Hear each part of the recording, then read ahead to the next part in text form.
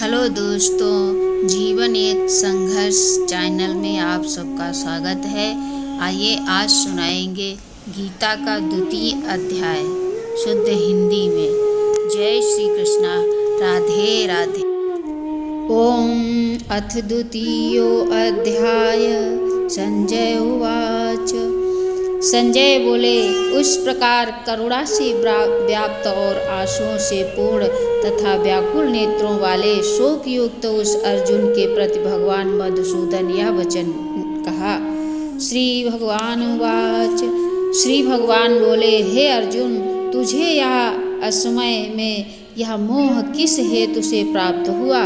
क्योंकि ना यह श्रेष्ठ पुरुषों द्वारा आचरित है और ना स्वर्ग को देने वाला है और ना ही कीर्ति को करने वाला ही है। और इसलिए हे अर्जुन, नपुंसकता को मत प्राप्त हो, इसमें यह उचित नहीं जान पड़ती। हे परंतप, हृदय की तुच्छ दुर्बलता को त्याग कर युद्ध के लिए खड़ा हो जा। अर्जुन उवाच। अर्जुन बोले, हे मधुसूदन, मैं रंगभूमि में किस प्रकार बाणों से भीष्म पितामह और द्रोणाचार्य के विरुद्ध लड़ूंगा?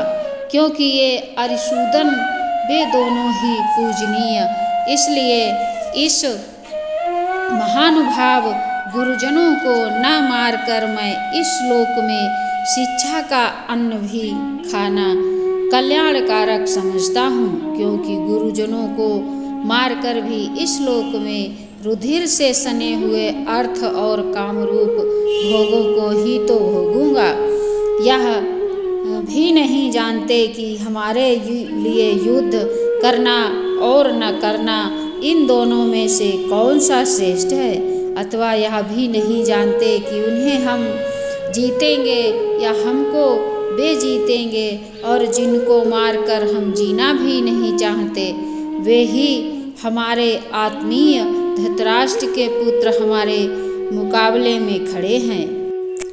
इसलिए कायरता रूप दोष से उपहत हुए स्वभाव वाला तथा धर्म के विषयों में मोहित चित्त हुआ मैं आपसे पूछता हूँ कि जो साधन निश्चित कल्याणकारक हो वह मेरे लिए कहिए।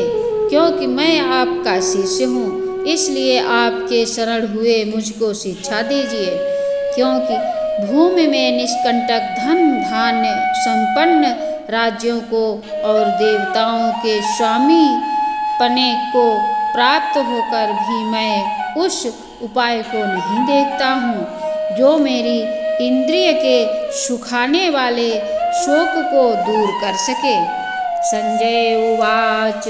संजय बोले, हे राजन, निद्रा को जीतने वाले अर्जुन अंतर्यामी श्री कृष्ण महाराज के प्रति इस प्रकार कहकर फिर श्री गोविंद भगवान से युद्ध नहीं करूँगा या स्पष्ट कहकर चुप हो गए।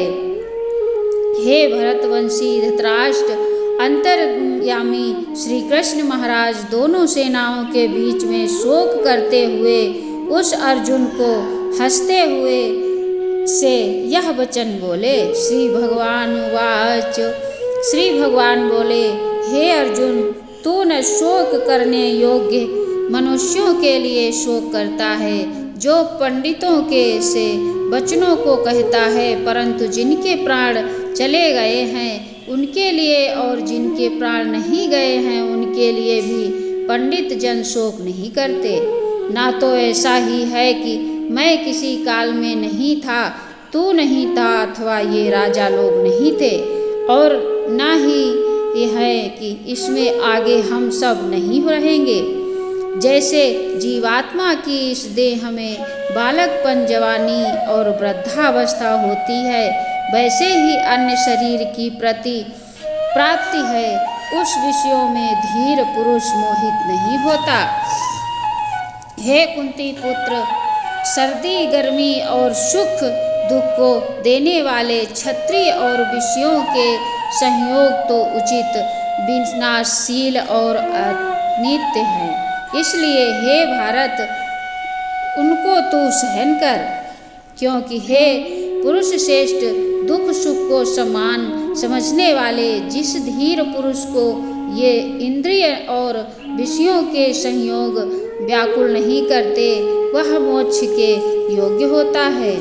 असत वस्तु की तो सत्ता नहीं है और सत का अभाव नहीं है। इस प्रकार इन दोनों का ही तत्वज्ञानी पुरुषों द्वारा देखा गया है। नाश रहित तो तू उसको जान जिसे यह संपूर्ण जगत दृश्य वर्ग व्याप्त है। इस अविनाशी का विनाश करने में कोई भी समर्थ नहीं है। इस नाश रहित अप्रेम में निश्चय स्वरूप जीवात्मा के ये सब शरीर नाशवान कहे गए हैं। इसलिए हे भरतवंशी अर्जुन, तू युद्ध कर। जो इस आत्मा को मारने वाला समझता है तथा जो इसको मरा मानता है, वे दोनों ही नहीं जानते, क्योंकि यह आत्मा वास्तव में ना तो किसी को मारता है और ना किसी के द्वारा मारा जाता है। यह आत्मा अव्यक्त है, यह आत्मा अचिंत्य है और यह आत्मा विकास रहित कहा जाता है। इससे हे अर्जुन, इस आत्मा को उपयुक्त प्रकार से जानकर तू शोक करने को योग्य नहीं है, अर्थात तुझे शोक करना उचित नहीं है। किंतु यदि तू इस आत्मा को सदा जन्मने वाला तथा सदा मारने वाला मानता हो तो भी ये महाबाहों, तू इस प्रकार शोक करने को योग्य नहीं है, क्योंकि इस मान्यता के अनुसार जन्मे हुए की मृत्यु निश्चित है और मरे हुए का जन्म निश्चित है। इससे भी इस बिना उपाय वाले विषयों में तू शोक करने को योग्य नहीं है। हे अर्जुन, संपूर्ण प्राणी जन्म से पहले अप्रकट थे और मरने के बाद भी अप्रकट हो जाने वाले हैं, केवल बीच में ही प्रकट हैं। फिर ऐसी स्थिति में क्या शोक करना है? कोई एक महापुरुष ही इस आत्मा को आश्चर्य की भांति देखता है और वैसे ही दूसरा कोई महापुरुष ही इसके तत्व का आश्चर्य की भांति वर्णन करता है तथा दूसरा कोई अधिकारी पुरुष ही इसे आश्चर्य की भांति सुनता है और कोई कोई तो सुनकर भी हमको नहीं जानता। हे अर्जुन, यह आत्मा सबके शरीर में सदा ही अवध्य है। इस कारण संपूर्ण प्राणियों के लिए तू शोक करने के योग्य नहीं है तथा अपने धर्म को देखकर भी तू भय करने योग्य नहीं है, अर्थात तुझे भय नहीं करना चाहिए, क्योंकि क्षत्रिय के लिए धर्म युद्ध से बढ़कर दूसरा कोई कल्याणकारी कर्तव्य नहीं है। हे पार्थ, अपने आप प्राप्त हुए और खुले हुए स्वर्ग के द्वार रूप इस प्रकार के युद्ध को भाग्यवान क्षत्रिय लोग ही पाते हैं। किंतु यदि तू इस धर्मयुक्त युद्ध को नहीं करेगा तो स्वधर्म और कीर्ति को खोकर पाप को प्राप्त होगा तथा सब लोग में तेरी बहुत काल तक रहने वाली अपकीर्ति का भी कथन करेंगे और माननीय पुरुषों के लिए अपकीर्ति मरण से भी बढ़कर है और जिनकी दृष्टि में तू पहले बहुत सम्मानित होकर अब लघुता को प्राप्त होगा, वे महारथी लोग तुझे भय के कारण युद्ध से हटा हुआ मानेंगे। तेरे बैरी लोग तेरे समर्थ की निंदा करते हुए तुझे बहुत से न कहने योग्य वचन भी कहेंगे। उससे अधिक दुख और क्या होगा?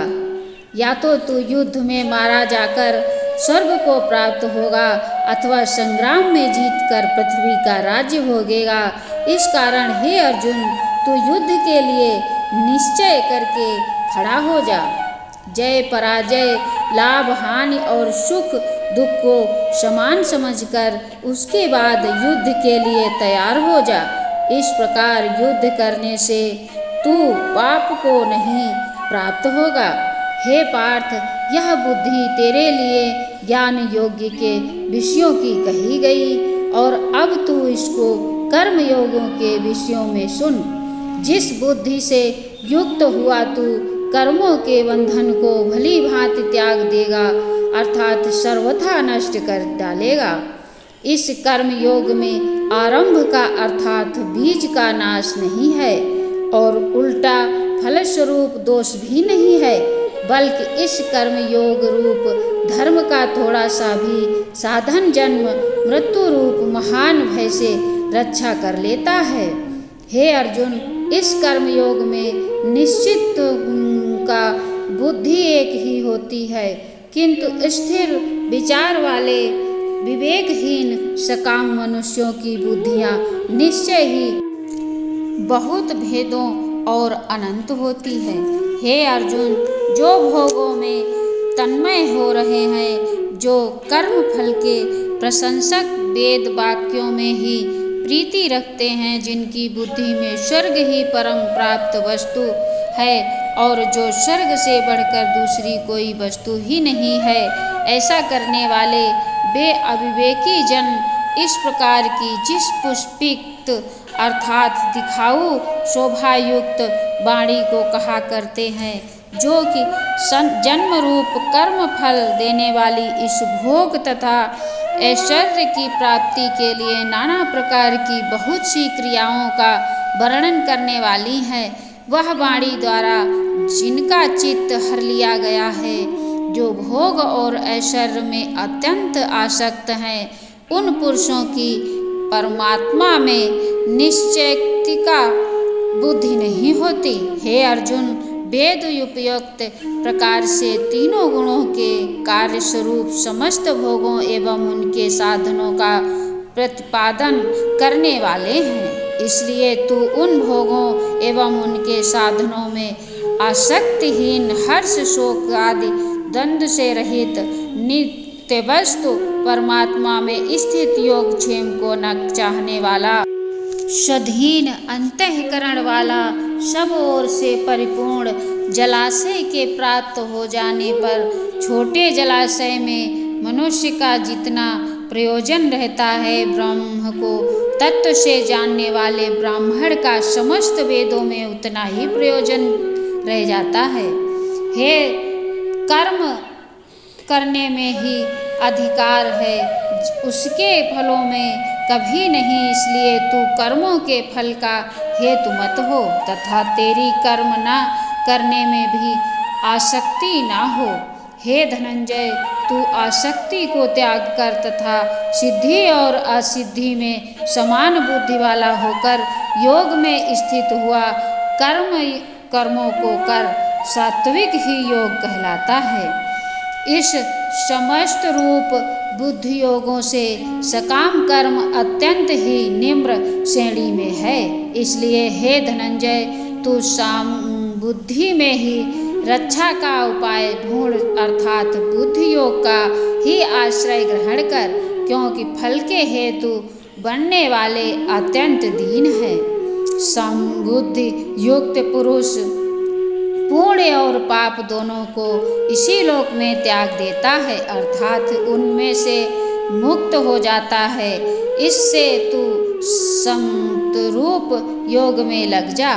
यह समस्त रूप योग की कर्मों में कुशलता है, अर्थात कर्म बंधन से छूटने का उपाय है, क्योंकि समबुद्धि से युक्त ज्ञानी जन कर्मों से उत्पन्न होने वाले फल को त्याग कर जन्म रूप बंधन से मुक्त हो निर्विकार परम पद को प्राप्त हो जाते हैं। जिस काल में तेरी बुद्धि मोह रूप दलदल को भली भांति पार कर जाएगी, उस समय तू सुने हुए उस सुनने वाले में इस लोक और परलोक संबंधी सभी भोगों से वैराग्य को प्राप्त हो जाएगा।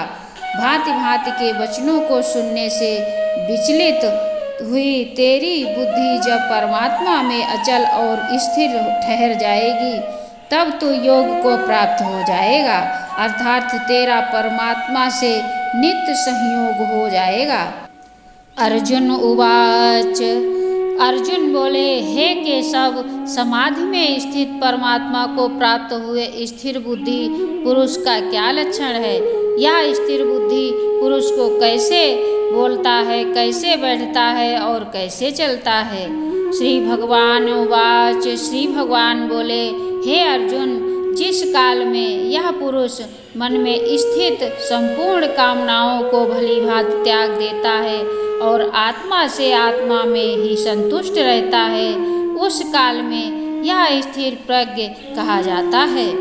दुखों को प्राप्त होने पर जिसके मन में उद्योग नहीं होता, सुखों की प्राप्ति में जो सर्वथा निष्प्रह है तथा जिसके राग, भय और क्रोध नष्ट हो गए हैं, ऐसा मुनि स्थिर बुद्धि कहा जाता है। जो पुरुष सर्वत्र स्नेह रहित हुआ उस शुभ या अशुभ वस्तुओं को प्राप्त होकर प्रसन्न होता है और न द्वेष करता है, उसकी बुद्धि स्थिर है।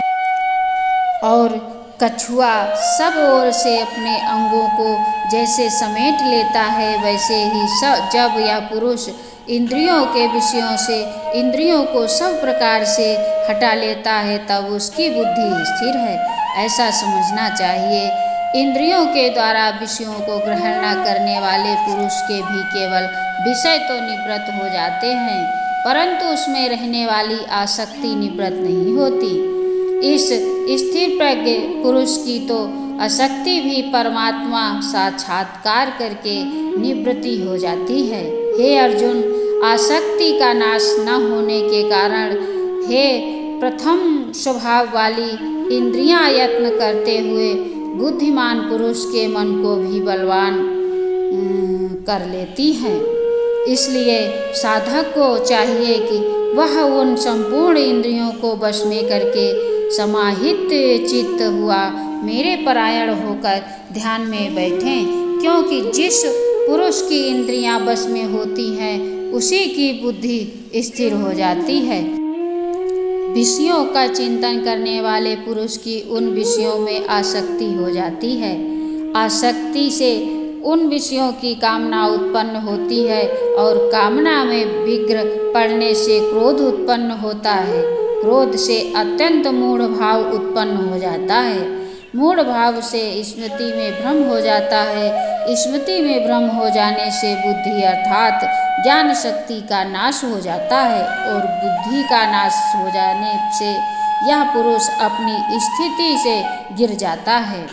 परंतु अपने अधीन किए हुए अंतःकरण वाला साधक अपने वश में की हुई राग द्वेष से रहित इंद्रियों द्वारा विषयों में विवरण करता हुआ अंतःकरण की प्रसन्नता को प्राप्त होता है।